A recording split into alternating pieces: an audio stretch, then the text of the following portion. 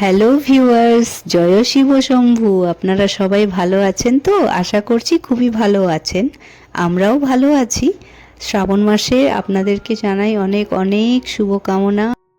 দিনটা হলো স্যাটারডে, তো আমি সকালবেলা থেকেই আপনাদেরকে সঙ্গে নিয়ে ব্লগটা স্টার্ট করছি।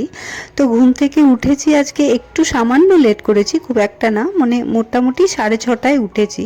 কারণ আমার হাজব্যান্ড আজকে ছুটি করছে অফিস, ও অফিস যাবে না। ও বলছিল যে শরীরটা একটু ম্যাচ ম্যাচ করছে, তো আজকে রেস্ট নেবে। এমনিও অনেক দিন ছুটি করেনি, তো আজকে একটু ছুটি করলো। তো ওই কারণে আমার তো রান্নার অতটা তাড়া ছিল না, যদিও আমি সকাল সকালই রান্নাটা করব, কিন্তু ওই উঠতে ওই মোটামুটি 1 ঘন্টা মতন লেট করেছি। 5:30টায় উঠি, সেখানে আজকে আমি 6:30টায় উঠলাম। তো উঠেই আমি চুল টুল আঁচড়ে নিলাম। বেডরুমে আঁচড়াইনি, তার কারণ কোনো রকম কোনো শব্দ পেলে মেয়ে উঠে যেত, ওই কারণে। তো আমি বারান্দাতেই চুলটা আঁচড়ে নিয়ে নিলাম, তারপরে ঘর দুয়ার ঝাড় দিয়ে নিলাম, বা জানলাগুলোও তো খুলে দিলাম। আজকে ঘুম থেকে উঠেই দেখি কি সুন্দর রোদ্দুর দিয়েছে, মানে আমার খুব ভালো লাগে ঘুম থেকে উঠে। সূর্য ওঠার আগে উঠলে তো ভালো, কিন্তু যখন দেখি রোদ উঠেছে, বৃষ্টি হচ্ছে না, আমার মনটা খুব খুশি হয়। তো যেহেতু এসি চলতে থাকে, তো রুম দরজা সব বন্ধ থাকে, তাই ভেতরে থাকলে বুঝতে পারি না রোদ না বৃষ্টি, কিন্তু বাইরে বেরিয়ে দেখলাম ঝলমলে রোদ, খুব ভালো লাগছিল। তো এদিকে দেখছেন কত সুন্দর লাগছে ফুলগুলো, ফুলগুলোর একটুখানি ভিডিও করে নিলাম। আর এদিকে দেখুন চারা হয়েছে, মানে এই এই একদম কর্নারে, ছাদে কি করে চারাটা হলো আমি বুঝতে পারছি না। হয়তো ওখানে জলের মাধ্যমে বীজ, ওই গাছের বীজ হয়তো ওখানে গেছিল, সেটাই এখন গ্রো করেছে। তো অনেকগুলো তুলসীর চারা আর নয়নতারার চারা একটা দেখতে পেলাম, আর একটা জবা গাছেরও চারা দেখেছি ছোট্ট করে, সেটা আজকে আমি প্ল্যান্ট করব, বিকেলের দিকে ইচ্ছে আছে। তো আপনাদের সঙ্গেও সেটা শেয়ার করব অবশ্যই। আপনারা এই ভ্লগটা পুরোটা দেখতে থাকবেন, তাহলে অবশ্যই ওই ইয়েটাও দেখবেন যখন আমি গাছটাকে লাগাবো। তো যাই হোক, তো আমার মেয়ে দেখলাম উঠে পড়েছে। আমি যখন ছাদ থেকে নিচে নেমে আসলাম, তখন দেখছি মেয়ে উঠে পড়েছে। তো ওকে আমি একটুখানি ফ্রেশ করিয়ে দিচ্ছি, কারণ জয়দিদির আসার এখন অনেকটাই সময় আছে, এখনও 1 ঘন্টা মোটামুটি তো লাগবে জয়দিদির আসতে। তো এতক্ষণ তো মেয়েকে আমি এভাবে রাখতে পারবো না, যে কারণে আমি ভাবলাম যে না, ওকে ফ্রেশ করিয়ে দিই, ওকে ব্রাশ করিয়ে দিই, আর চুল টুল আঁচড়ে দিই, তো ওরও ভালো লাগবে, আমারও ভালো লাগবে। তো ওদিকে মেয়েকে ফ্রেশ করিয়ে দিয়ে ওকে আমি খেলতে বসিয়ে দিয়েছি, দিয়ে আমি এখানে আমার কাজ করছি। আমার হাজব্যান্ড এখনও ঘুমোচ্ছে, ও আজকে একটু বেলা করে উঠবে বলেছে, কারণ শরীরটা একটুখানি কেমন কেমন লাগছে বলছে, একটু শুলে ঠিক হবে বলল, সেই কারণে আমি ওকে ডিস্টার্ব করছি না। তো এদিকে আমি সবজি কটা কেটে নিচ্ছি।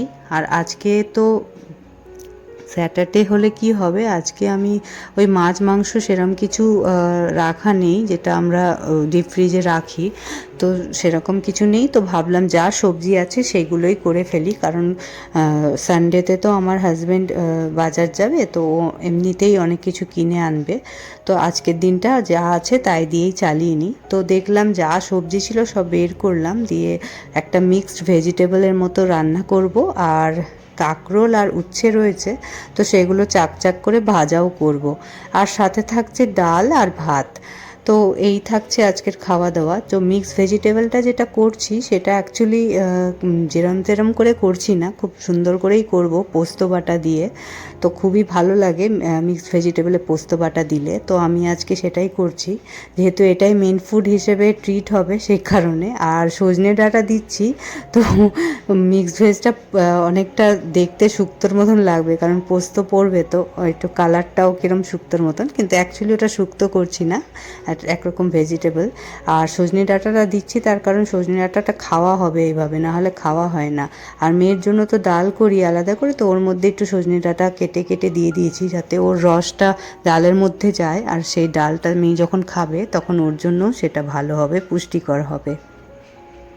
তো এদিকে দেখুন আমি পোস্ত বাটাটা দিয়ে দিচ্ছি, তবে পোস্ততে আমি ধনে পাতাও একটুখানি দিয়েছি, সেটারও পেস্ট আছে, ওই কারণে গ্রিন গ্রিন দেখতে লাগছে। আর সত্যি কথা বলতে এত টেস্ট হয়েছিল, আপনাদেরকে কি বলবো। তো পরে পরে যখন হাজব্যান্ড ঘুম থেকে উঠলো তো তখন বলছিল যে একটু মাছ খেতেও ইচ্ছে করছে, এরকম সবসময় সবজি সবজি ভালো লাগে না। তো আমার হাজব্যান্ড মাছ খেতে ভালোবাসে ভীষণ। তো আমি বললাম ঠিক আছে নিয়ে আসো কোনো মাছ, আমি ভাজা করে দেবো, আজকে আর ঝোল টোল করবো না কারণ রান্না আমার অলরেডি হয়ে গেছে। তো হাজব্যান্ড বললো ঠিক আছে আমি বেরোচ্ছি, তাহলে আমি মাছ নিয়ে আসি। তো মাছ বলতেও ইলিশ মাছই আনার কথা হয়েছে। তো ইলিশ বড় মাছটা তো পায়নি, ছোট ইলিশ পেয়েছে। বড় ইলিশের দাম পেয়েছিল কিন্তু দামটা অনেক বেশি, মানে আকাশ ছোঁয়া দাম। তো ওই দাম দিয়ে বললো যে কিনবে না, তো ওই ছোটো মাছই এনেছে, কিন্তু অসাধারণ টেস্ট ছিল। আর ইলিশের যে স্মেলটা, ওটা ছোট মাছ হলে কি হবে অনেকটাই পাওয়া গেছে ওতে, খুব ভালো লেগেছে খেতে। আর ইলিশ ভাজা হলেও যেরকম ইলিশের যাই রান্না করি তাই ভালো লাগে, ইলিশে ভাপা করব কিংবা বেগুন দিয়ে করি বা সিম্পল কোনো করি। ইলিশ কি করে বাবা? হ্যাঁ দেখছো ওই ঘর থেকে এই ঘরে নিয়ে আসলো, দেখেছো ইউনিকর্ন, সব জানে এটা ইউনিকর্ন, এটা ডগি। ডগিটা ধুতে হবে, ডগিটা ময়লা হয়েছে। শোনা মা, খেলনা ডাব্বাটা রেখে দাও যেখানে থাকে। তো জয়তী দিয়ে আসার পর আমি স্নান পুজোটা সেরে নিলাম, বাচ্চাকে সামলাচ্ছিল তাই।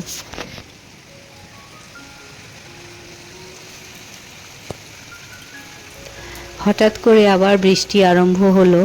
আমার হাজব্যান্ড বেরিয়েছে, এখনও ফেরেনি, ও ফিরছিল তখন ভিজে গেছিলো।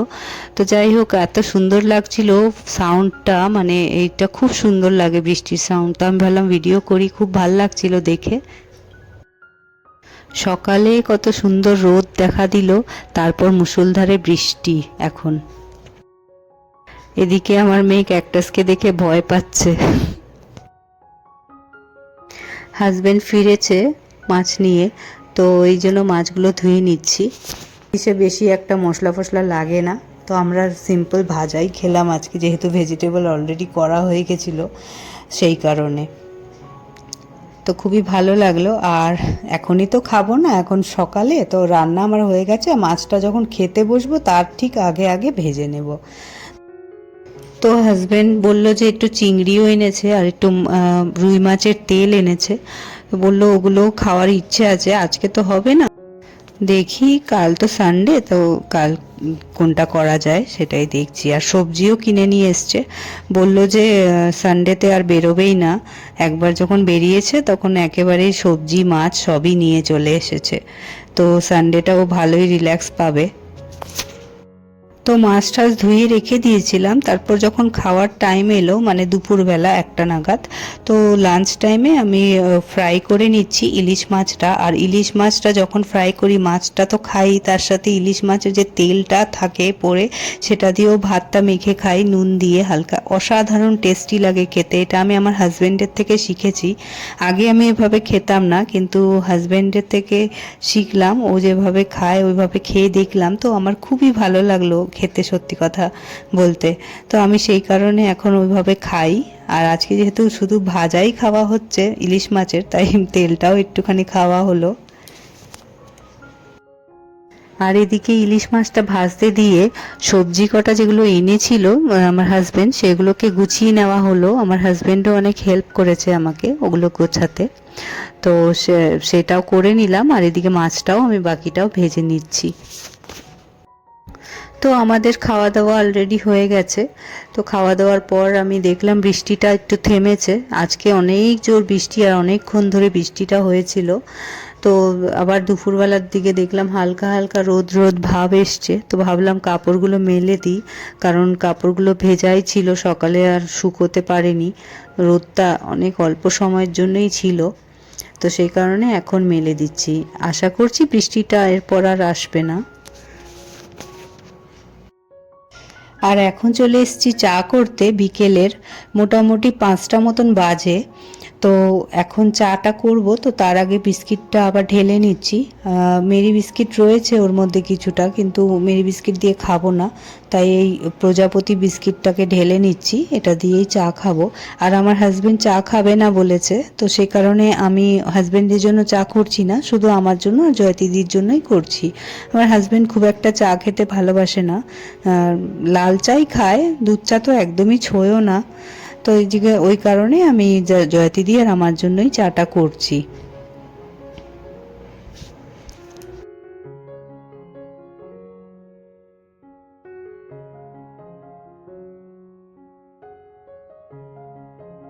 তো চা খাওয়া হয়ে গেলে তারপর আমি যাব গাছের একটু যত্ন করতে, কারণ গাছগুলোর একদম অবস্থা খারাপ।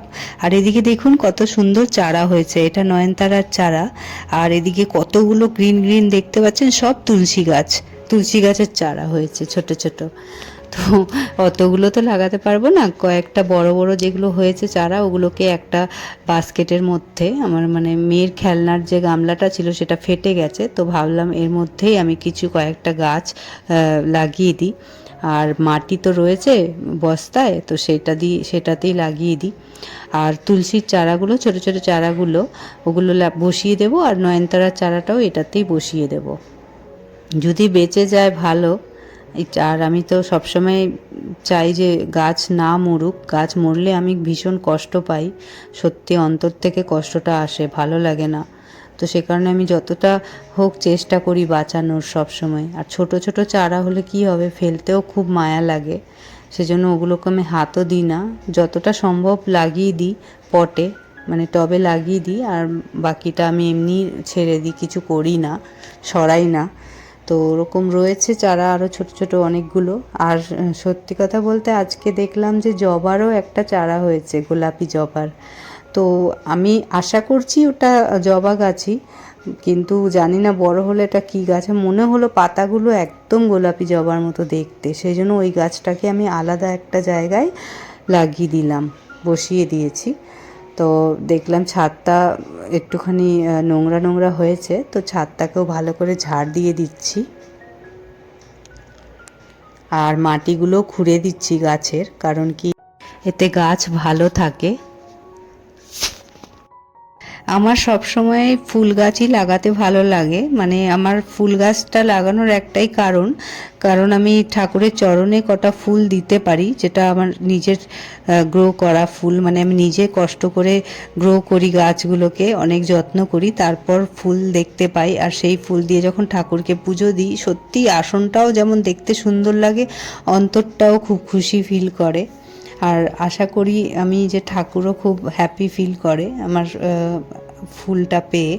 তো খুব ভালো লাগে আমার ওইভাবে। সবসময় তো কিনে কিনে ফুল দেওয়া সম্ভব নয়, আর এখন তো বৃষ্টি বাদলা দিনে বাইরে থেকে ফুল আনাই যাচ্ছে না, এত নেতিয়ে পড়ছে, কালো কালো হয়ে যাচ্ছে ফুল। বৃহস্পতিবার দিনকে তো আমি কেনা ফুল দিয়ে পুজো দিই, তো তখন আমি একদম মানে ফুলই পাই না বলতে গেলে, সব বেছে ফেলে দিতে হয় কালো কালো ফুলগুলো। তো আমার গাছে যা হয় তাই দিয়ে অনেক সময় চালাতে হয়। আর সত্যি কথা বলতে এরকম বাড়িতে ফুল, দুব্ব গাছ, তুলসী গাছ থাকলে আর কিছু লাগে না পুজো দেওয়ার জন্য, খুব ভাল লাগে এইভাবে পুজো দিতে ফুল তুলে। তো আমার খুব একটা বেশি গাছ তো নেই, মানে কিছু কিছু গাছ রয়েছে আর সেগুলো ভরপুর ফুল দেয়, যে কারণে আমার খুব ভালো লাগে, প্রত্যেক দিন ফুল দিয়ে পুজো দিতে পারি। আর এদিকে আমার হাজব্যান্ডকে একটু রিকোয়েস্ট করেছিলাম মুড়ি মাখার জন্য, তো মুড়ি মাখলো, আর আমি জয়তিদি খাবো এখান থেকে, আর হাজব্যান্ড নিজের জন্য আবার আলাদা করে এক্সট্রা কিছু মশলা মিশিয়ে মাখবে, তাই জন্য ওটা আলাদা মাখছিল। আর এদিকে আমরা খেয়ে নিচ্ছি। তো আমি যখন খেতে বসেছি তখন আমার মেয়েও পাশে এসে বলছে খাবে, তো দুই একটা মুড়ির দানা ওর মুখেও দিচ্ছিলাম। তো আমরা এখানে খেয়ে নিই, তারপর আবার দেখা হচ্ছে আপনাদের সঙ্গে। আপনারা প্লিজ এই ভিডিওটা পুরোটা দেখার চেষ্টাই করবেন, আর তো বেশিক্ষণ নেই, অল্প কিছুক্ষণই আছে। আর তারপর এই জয়তিদি বেরিয়ে যাবে, মানে জয়তিদির বেরোনোর টাইম অলমোস্ট হয়ে এসছে, 6:45 মতন বাজে, তো বেরিয়ে গেছে জয়তিদি। তারপর মেয়ের সঙ্গে অনেকক্ষণ একা একা খেলা করলাম, ওকে খাওয়ালাম। তো ব্রেস্ট ফিডও করে মেয়ে, তো সেই সব সবসময় মানে আমি চাই যে যত দিন পারবো ওকে আমি খাওয়াবো ওইভাবে, কারণ কি ওটা খুবই পুষ্টিকর। তো সেই কারণে আর 9টা নাগাদ মেয়েকে খাইয়ে ঘুম পাড়িয়ে দিয়েছি। তারপর আজ রাতে সেরকম কিছু রান্না হয়নি, রুটি করলাম আর সিমুই করলাম। তো আজ এই অবধি থাক বন্ধুরা, আবার দেখা হবে নেক্সট ব্লগে।